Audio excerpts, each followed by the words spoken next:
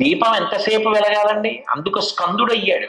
ఇప్పుడు కటిక చీకటిగా ఉంది, నేను దీపం వెలిగించాను అనుకోండి, దీపం వెలిగించిన ఉత్తర క్షణంలో ఆ ఒత్తి వెలగగానే ఆ చుట్టూ ఉన్న చీకటి పోయింది.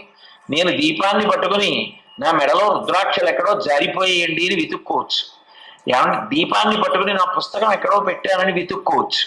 నేను దీపాన్ని పెట్టుకుని ఒక పుస్తకాన్ని చదువుకోవచ్చు. దీపాన్ని పట్టుకుని చీకటి వెతకగలనా? దీపం ఉండగా చీకటి ఎలా ఉంటుంది? దీపాన్ని పట్టుకుని చీకటి వెతకలేరు. దీపం పట్టుకోగానే చీకటి తొలగిపోయింది.